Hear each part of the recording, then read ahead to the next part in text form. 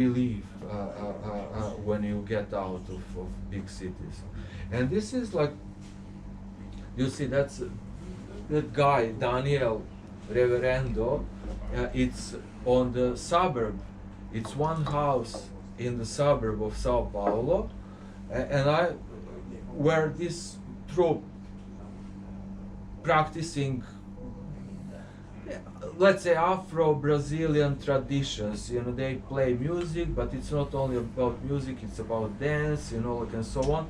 So you see, it's a mixed group of people. There are, let's say, musicians, there are some, all kinds of, let's say, scholars, intellectuals, I don't know how to call them, but it's very mixed crowd, and racially, you can say, mixed. But what is funny, you know, with quotation marks, you see, like, in the meanwhile, you know, Daniel, this was like beginning of 2012. So it was maybe a year later that this guy died. And the house, this house belonged with this big garden, you know, where people were gathering parties. They were usually having rehearsal and also party, because people would be invited to attend rehearsal. You know, everybody brings beer, something, you know, smoke, you know, like whatever.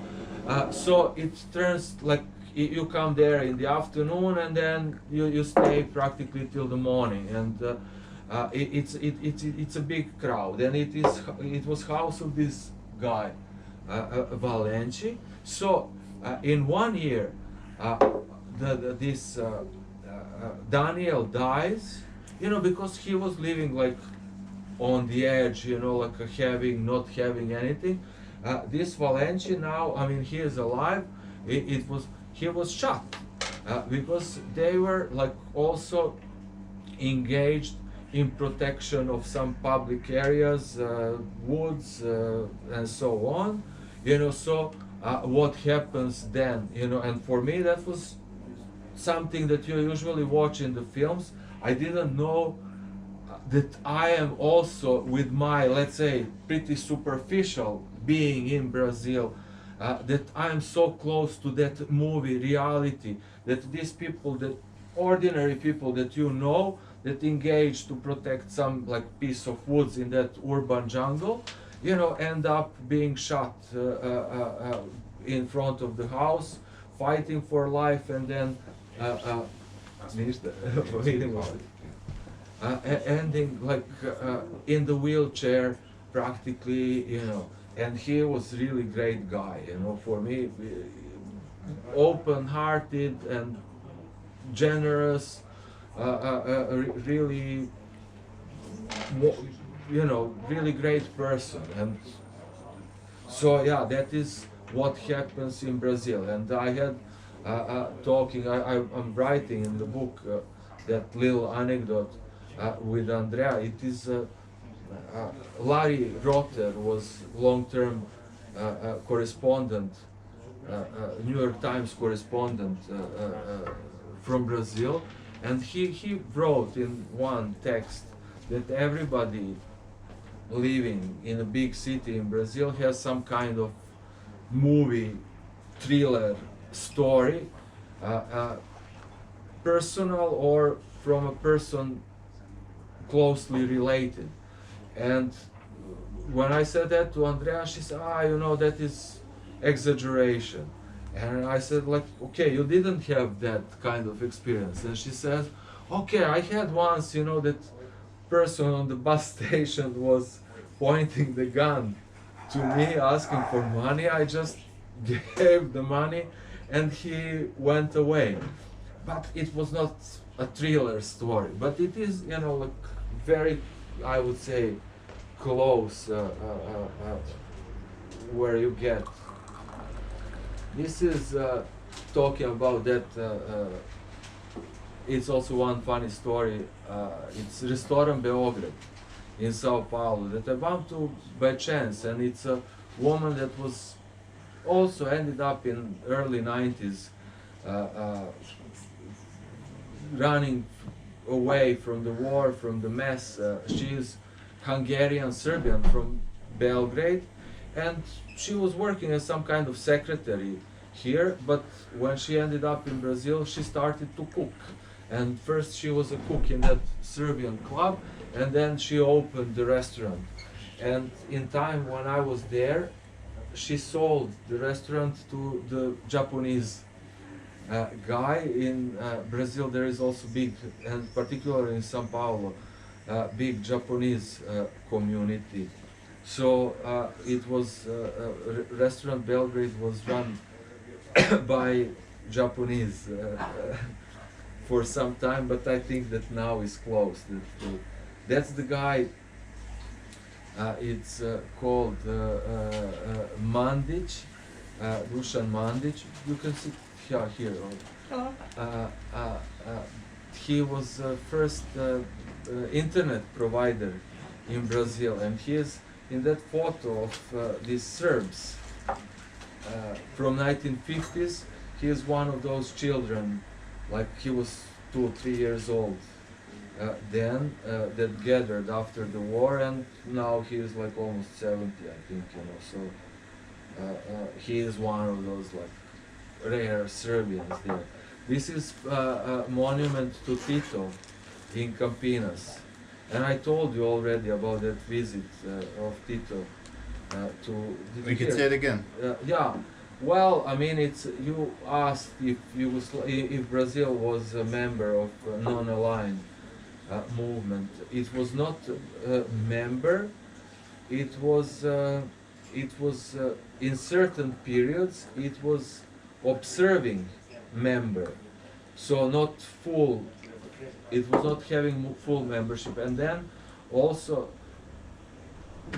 it was political change in Brazil in 1964.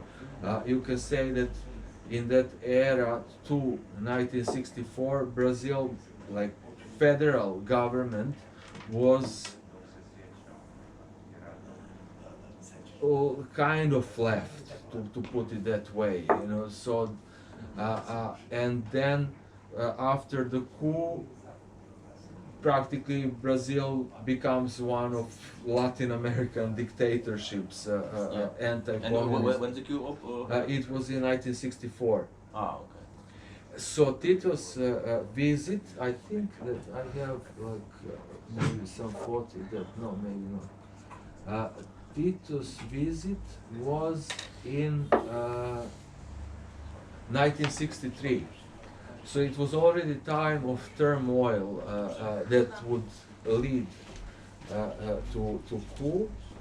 So it was very peculiar moment, and I was telling that Tito was not visiting, although the biggest Yugoslav community was in São Paulo.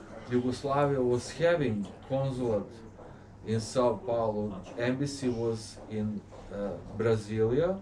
That's also interesting story, because Yugoslavia diplomats, Brasilia was open, I think, in 1958 or 1960, and in the first period, diplomats didn't really want to move to Brasilia, because like why would they move from Rio de Janeiro, that is most developed and really most cosmopolitan place in Brazil, to move to the desert, to the place where like nothing existed, no social life, nothing.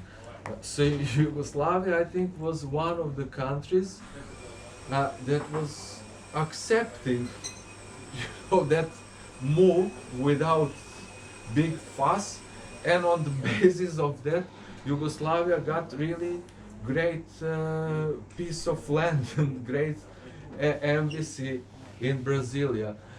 But anyway, Tito was not visiting Sao Paulo, which is economically the most developed and vibrant state of Brazil, because it was, to say that way, anti-communist stronghold, and the government was very much against the visit. So Tito, as I remember, he was in Brasilia and Goiânia, which is like one inland state leaning to Brasilia, that is mostly famous. It's a big agricultural producer. So it was, and I don't think that they visited.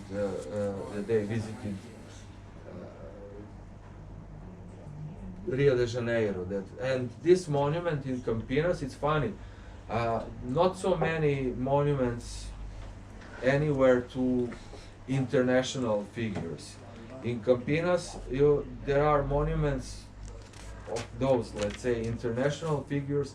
There is monument to John Kennedy, and there is monument to Tito. And this one was raised, I think, in early 1980s on like initiative of those.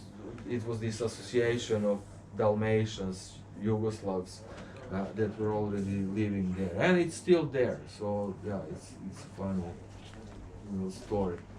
But which other countries in South America joined non-aligned movement? Which countries joined non-aligned movement? Well, just if I may insert something. Yeah. Yeah, just to give people a background, that what people need to know that in the 60s there was a very big wave of military dictatorships in Latin America, which were supported by the CIA in Chile, Argentina, Brazil. And so were these dictatorships also were any of them also part of the non-aligned movement? Because that would be a surprise. No, of course they were anti. The non-aligned movement was a movement of the countries that were on one hand decolonized and leaning to socialism. Like India. So yeah, but headquarters were in Belgrade, right? not really. It was first this summit. Yeah, the first summit was in Belgrade. That was in 1961. Was held in Belgrade, and then it was probably the last one with Yugoslavia in 1989 that was held. It was Cuba was one last summit with Tito alive was in Cuba, I think in 1979 or something like that. But it's funny he said the headquarters was in Belgrade because the most of the world believes we were leaders of independent movement. Yes, there is maybe because of the Tito. Was it was only European country in that. I would say that the destiny of Yugoslavia in the 90s and with this war and I would say overkilling was partly connected to that let's say influence that Yugoslavia. In what way?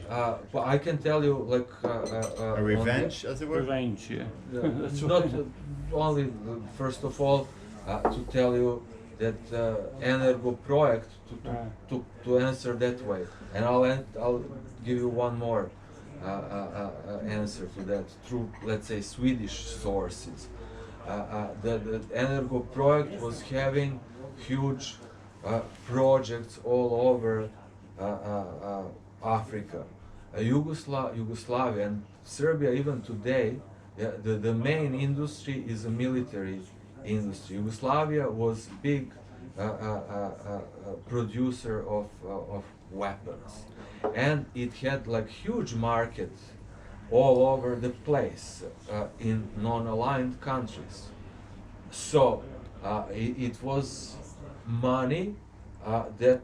So we were supplying independent, those independent, like in Africa. To put that aside, we were making money. Right. Yugoslavia was making money on selling something to those countries that were buying that from Yugoslavia. Sure. Yugoslavia was demolished and markets were taken by some others in the meanwhile. Of course. The other thing, reading Swedish sources, like I was interested, for instance, about those meetings when Tito was going to visit Sweden, when Olof Palme was coming in Belgrade, in Yugoslavia. That's we talk about the mid 1970s. That time, but not only that time, the major interest from the Swedish side in those, let's say, bilateral meetings were information about countries, places where they didn't have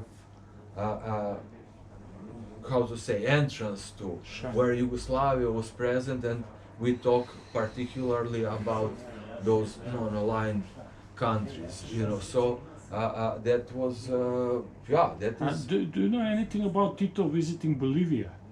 Well, I can check, you know. There is a good book by the guy called Blažo Mandić, Right? who was Tito's, I don't know if he cabinet chief or he was member of Writing, cabinet, and he was following Tito Yeah. on all But we these can only international. imagine he was in Bolivia in '60s. I don't. There is like I- a book. It's really like huge book, and it's based on documentation on about the travels. Yeah. about these trips. There was that, a rumor that Tito was actually interested in cocaine trade. You know, even those I days. don't know though. 60s. That's, Because he was traveling a lot with a luxury yacht, and it's that- perfect for smuggling because it's diplomatic. You know, diplomatic. I don't really think so. It's well, not yacht. Galeb was not yacht, you know. And No, he But wasn't. actually, to insert the current president of Brazil, who's Right. very right-wing, some people believe he's a fascist, his plane was caught, I think, in South Spain, I forget exactly where. Right. And they found on the plane 39 kilo of cocaine, Sure. Yeah. and everyone covered it up. Sure. But then there's all these accusations that the U.S. State Department is making against Venezuela, like Venezuelans are trading in. Sure. So some of these rumors may be spread by enemies of. Yeah. And Tito was quite few times in Bolivia. well, I mean, I can check that that would for be interesting. tomorrow. I will bring the They book. were just rumors. You know. I will So- bring the. But which countries in Latin America joined non-aligned movement? I know for Cuba, and just then. Cuba. But I really like that's something that I would need to check Okay. because Because I saw the map, you know, it was always well taken. Maybe Mexico. Mexico, I think, Mexico was yeah. also like. But the thing is, you know.